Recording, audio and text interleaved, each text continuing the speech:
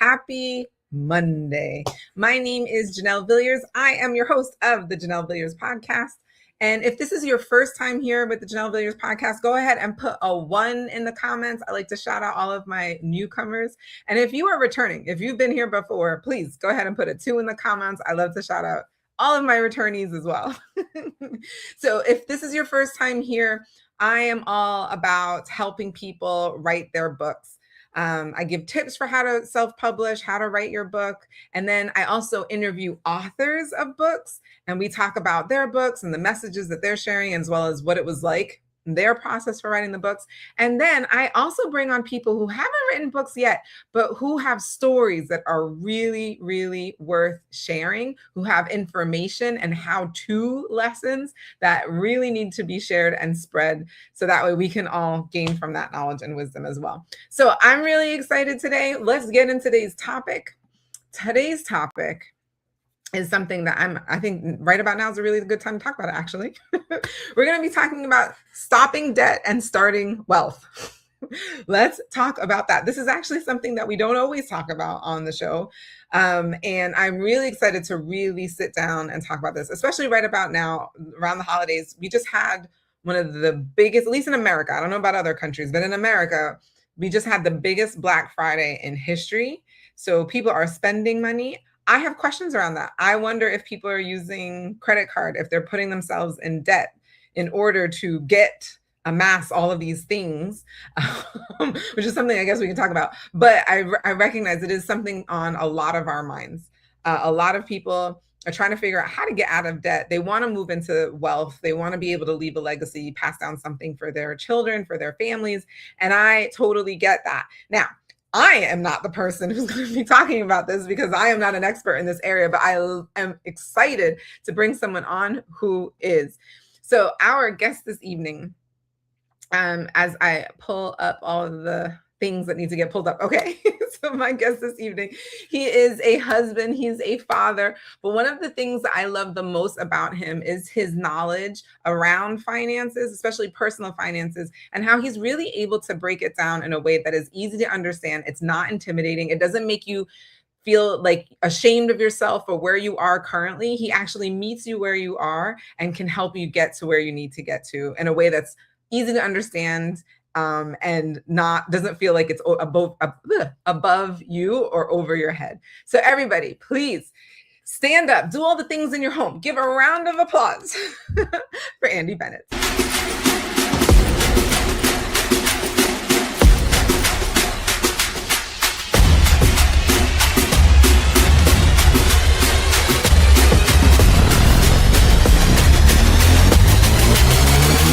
Myth that we need to bust, and the idea that debt is a normal thing. Debt is just part, and we need to be okay with that.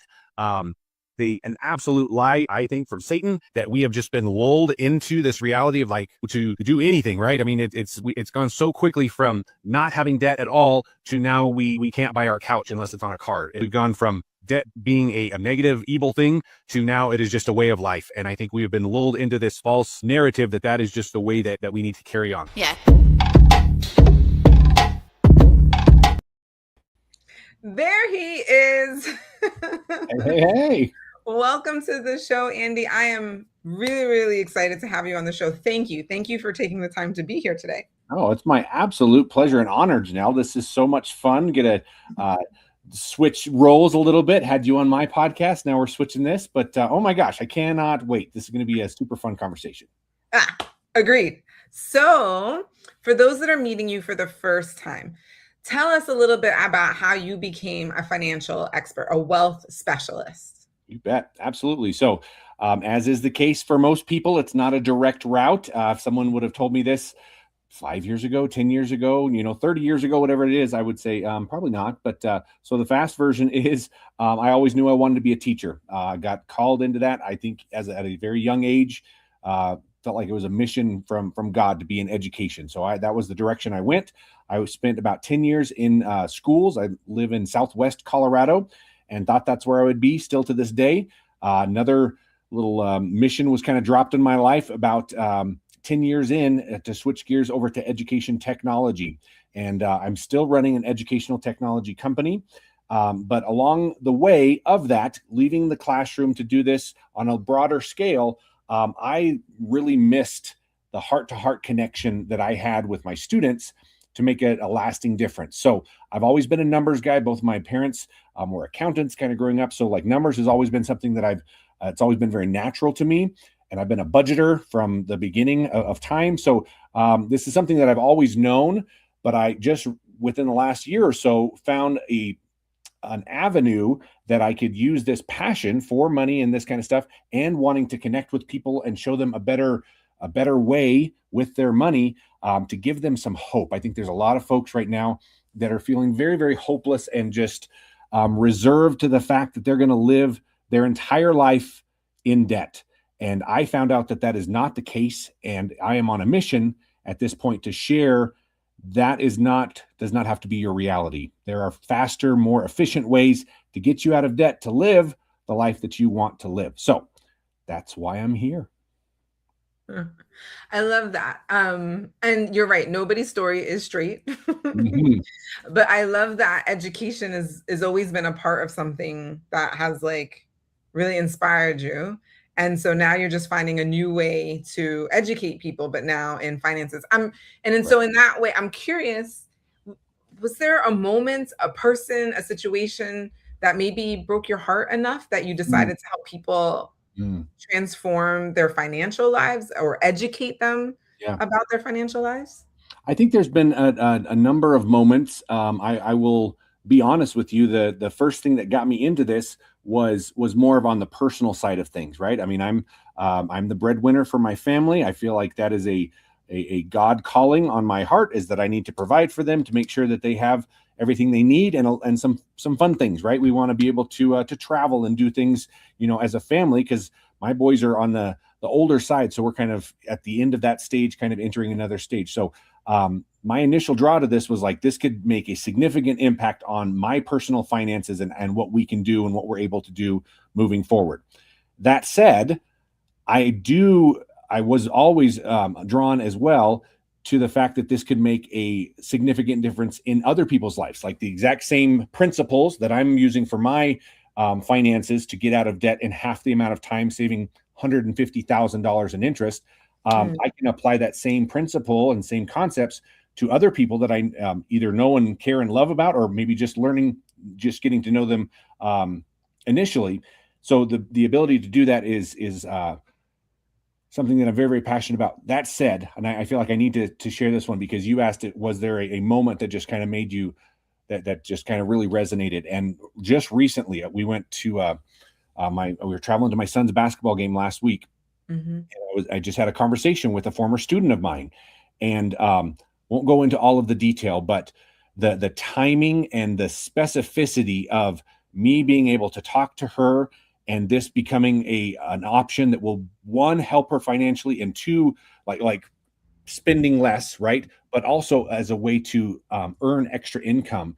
It has the possibility of making a significant impact on her and her kids in a situation that's not ideal. I don't want to go into any more detail than that, but it's kind of a dire situation. So the timing that this came into, the fact that we finally had this conversation, because we talked about it for a long time, I felt like that was very much a God-aligned thing, that we got to share this together and kind of set a course moving forward, that this can make a really impactful difference for her and her family. I love that. Well, okay. I'm curious. I'm sure I'm not the only one. So if you have some questions for Andy, please put them in the comments. We will show Andy the questions. That way you can get answers in real time. Also, if you're watching the replay, please put your questions, because I will make sure to get them to Andy and you will get answers, whether you're watching live or the replay. But that being said, I'm curious about what you actually may have like helped her along, like how you can maybe even coached her. What do you feel like? What do you feel like some of the misconceptions maybe that people have about becoming debt-free? Oh my goodness, quite a few. Let's start with the first one. And it was actually part of the little intro thing right there. is we've accepted this narrative that debt is just a way of life. I ask people all the time, like, when are you going to be debt free? I get one of three answers. One, I don't know. Two, never. Or three, I'll probably die first. Wow. That's depressing. That's Wow. horrible. But I mean, Yeah. that's the reality that we've come to in a pretty short amount of time. Credit is a fairly new concept, probably within the last 100 years. Has Right. it's become such a part of the American life because we don't want to wait. We want to buy stuff on credit and get things sooner than later. So we've very quickly got into this place where we are just drowning in debt. So one, debt does not have to be your way of life, and there are faster ways to get out of that don't involve bankruptcy or credit, loan consolidations. There's other ones that have pretty negative effects on your credit score. What we do, what I love, it's all math. And people are like, oh my gosh, that's crazy. There's how is that possible? It's just math. There's no magic to it. What I end up talking to people a lot is that banks have a very specific way as to how they earn money. And this is something that I did not know before getting into this, but interest is the most profitable product on the planet. Think about that for a second. More than anything else, banks and credit cards are making their money on interest. Yes, they're investing it. Yes, they're doing other ways to do that. There's fees, all this kind of stuff, but they are making the most, by far, the bulk of their income from the interest they are charging other people. So they, being the banks and credit cards, are not going to tell you anything that is going to upset their system because their system works really, really well. And they are experts at separating you from your money by way of interest. So the reason we don't hear about this is because banks don't want us to know. So I'm kind of the modern day Robin Hood of like, let's take a little bit off of their billions of dollars and let's give that back to American families so they can make their dreams come true. So let's get into some of that. How do you teach clients to build wealth while they're still paying off debt? I think it all comes down to smarter ways. So let me just show you. And again, for those that are not watching, I'll try to put this in the middle to make this a little bit easier. I like visuals. I'm a kind of guy here. So I'm going to put this in the middle here where you can see both sides of it. So the idea is that when people go and sign their mortgage, most people do a 30-year mortgage just because that's what we can afford, right? We've been, again, fooled into this idea of like, we need to ask about payments, not the complete amount of what we're paying, right? So as soon as we start this 30-year path, the banks say, okay, this is great. Here is your schedule. Follow this long winding schedule here, right, this one, right? Long winding schedule right around here to get to this payoff date. Okay. What they don't tell you is that until about this point, about 23 years in, you are paying more in interest than you are on your principal. All of that is front loaded. So they're not telling you that there are faster ways to do this because, again, that would cut into their bottom line. So that's one of the first things that we talk about is that the way that the banks talk to you about interest is in their best interest, not pun intended, not yours, right? Not yours. So we need to kind of negate some of those misconceptions out there.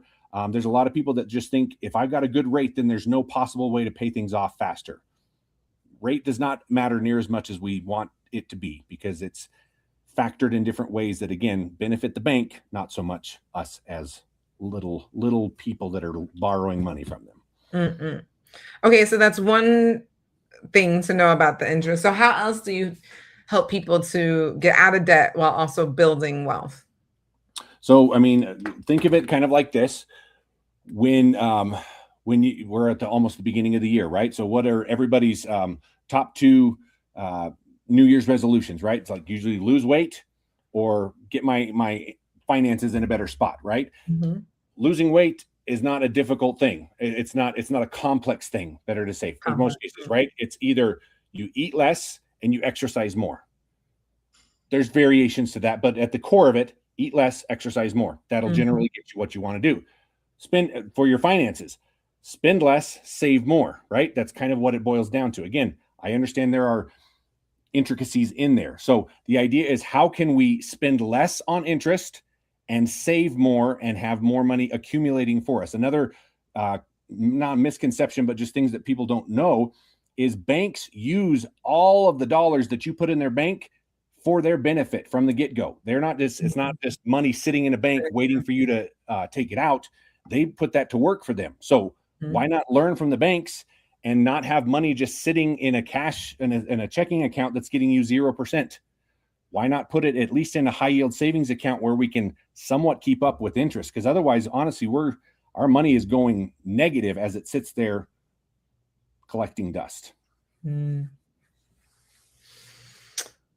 So what do you think a healthy relationship with money looks like? Oh man. Sorry, while he's thinking, if you have questions, don't let me take all the questions. If you have questions, please put them in the comments as well. So there's so much in that question. I think so much of it is mindset. I think a lot of it is how you were raised with money, right? If you typically, right, if you had money, you don't really think of it as much, right? If you didn't have it, you think about it all the time, right? So there's all of those things. I was on a podcast earlier today, actually, and we were just talking about the idea that people with money in stories and in movies and this kind of stuff are often vilified. So I think there's this idea of, if you don't have money, people that do have money are kind of looked on as they're the big bad nasty that are just doing everything to against them, right? It's kind of an us versus them. It's a victim mentality. Not that we need to get into all of that, but there's a lot that goes into a healthy relationship with money, right? So those aside, understand, because again, we don't have enough time for all of those. I would say those aside, understand money is a tool, right? Money is a tool, and I think it does reflect the character of the person that it has, right? So if you have good intentions in your heart and you are smart with your money, when you have more money, you'll still have good intentions and want to do good things with your money. Opposite is also true. If you don't have money and you kind of hoard it, and I mean, it's kind of both extremes right there. I think money just amplifies your heart. I can be so bold to say. You should be bold to say it. I think the other thing the other thing that people run with is like, oh, well, money is the root of all evil. And I think that kind of bolsters the idea that people with money are evil. When that's actually misquoted. That's a scripture, right? I was gonna say, I was like, it is misquoted, right? It's the love of money is the root of, not that money itself is evil. Exactly right. And again, that's why I kind of started with your heart posture, right? If you have a good heart and you are wanting to, like, and this is not meant to like put me up on any pedestal whatsoever, but like my family and I, we give to different charities, right?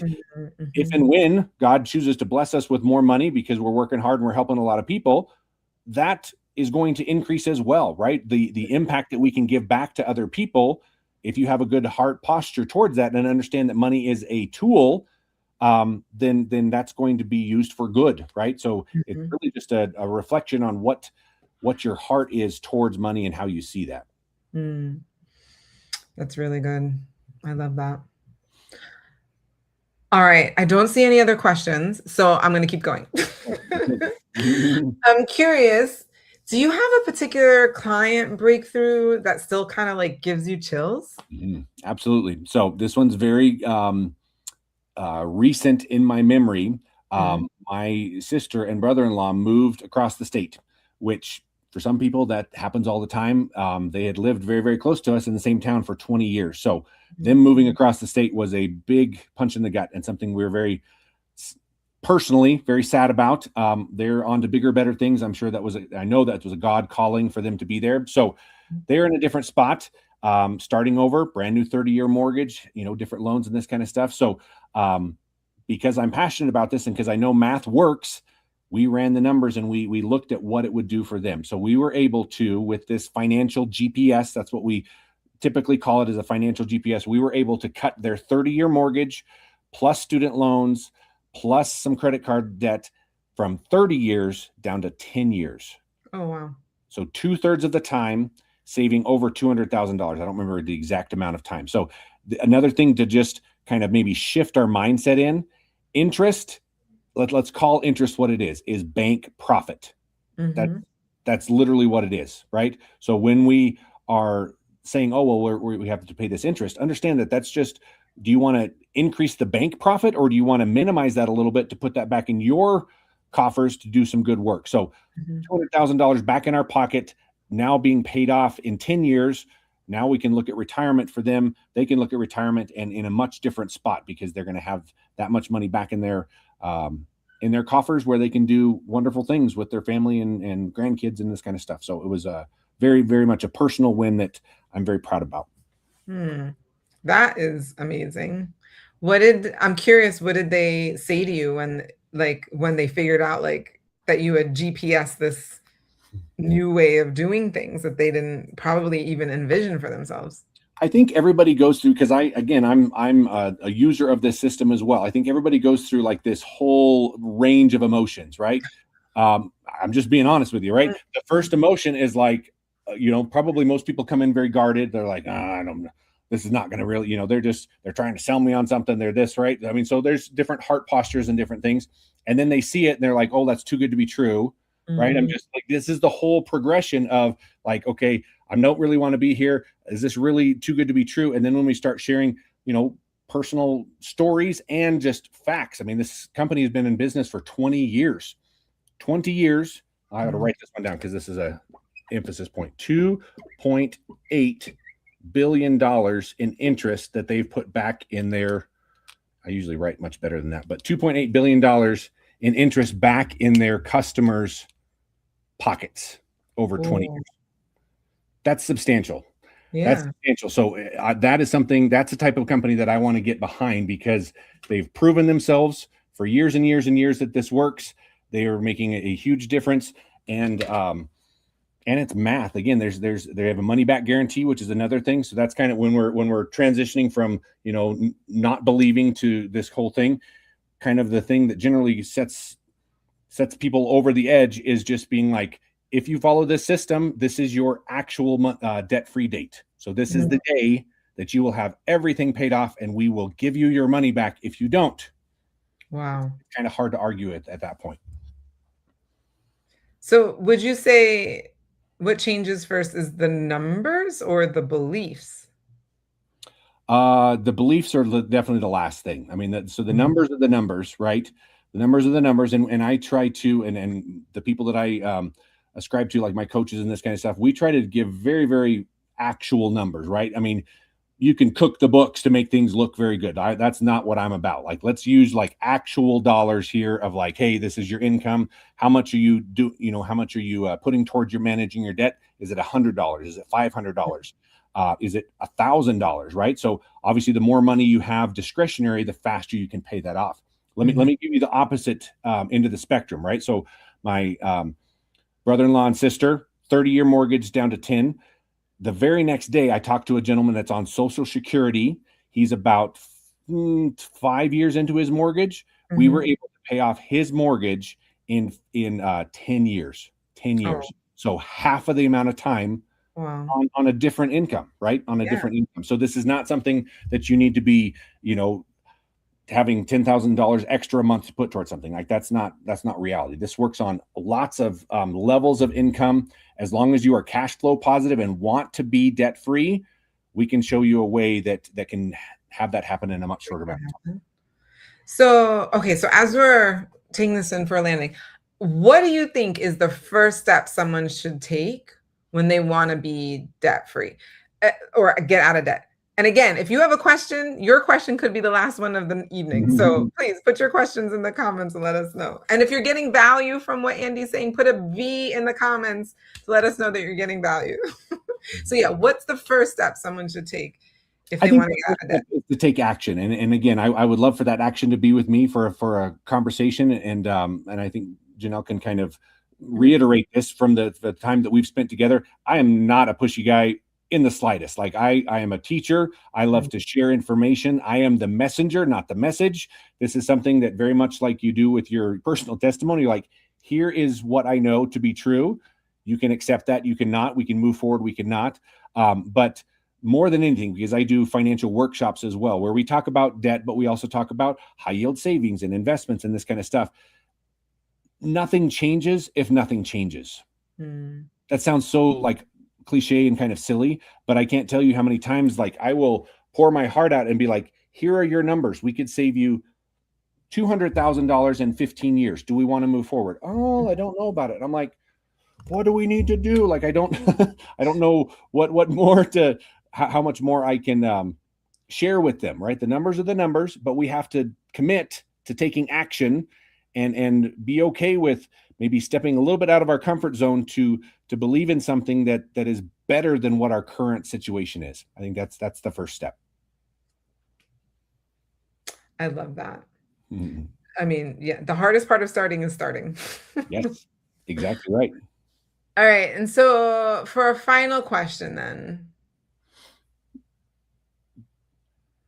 what do you want every person who's listening or watching to believe about their financial future? You are in more control of your finances than you give yourself credit for. I mean, that's really what it is. You and I often liken finances to health, right? And weight control. This worked for a while, and then I actually disproved my own idea on this. So with your weight, okay, you cannot go from a great, healthy, physical fitness, what is that, physique, right? You can't go from like this rock solid whatever and then just to an overweight slob overnight. Like that just does not happen, right? It takes time for that, letting different decisions, not exercising, this kind of stuff. You can go from that to there, but there is a time frame that's going to take. I would love to say that the exact same the exact same thing is true for your finances. However, it's kind of not, and it's actually a little bit scary and a little bit worse on your finances, because you can go from zero debt to $500,000 in debt like that. You sign your name on that paper, you are now on the docket to pay off this $500,000. Or you're 18 years old and wanting to go to college. You can go from zero debt to $200,000, $300,000, $400,000 debt in a matter of like 3 or 4 years, because we're investing in. I'm not saying to not do that. I'm just saying, like, let's be realistic. You can go from zero debt to a bunch of debt very, very quickly. We can shorten that time to pay you off, but understand there is no magic sauce that we can just put on top of this to go from bunch of debt to no debt. So commit to an action, stick to that action, and open your mind up to better options that maybe you haven't heard about, because again, banks don't want you to know this because it does not help their bottom dollar. I think for me, that was one of my biggest reminders that I needed today. It's like, yeah, the banks they're not here for you. No. I have lovely banker friends. Bankers are great. Banking system, not so much. Right. The system in place. Yes. Correct. This was so good. Thank you so much, Andy. The time flew by. The amount of information that you gave was, I mean, invaluable. Again, if you got value from what Andy shared today, please put a V for value in the comments so that he knows. If you want to reach out to Andy and talk to him, he's a real person. He will respond. You can find him on social media. This is his Instagram. This is his Facebook. He has a website, as well as his email. For those of you that like want immediate direct, get into his email. Also, if you are watching on LinkedIn and Facebook, you will find all of this information above this video. If you're watching on YouTube, all of this information is below. We'd love to hear from you. Andy, thank you again so much for taking the time to be here, for sharing as much wisdom as you have. This is really invaluable. Thank you so much. Oh, it's my pleasure. Thanks for the platform, and I hope to talk to many of you very, very soon. Thanks, Janelle. Absolutely. All right, everyone. So that is the end of today's episode. I look forward to seeing you next week, where we will be right here, same channel, same time. I'll see you then. Have a good night, everyone. Bye.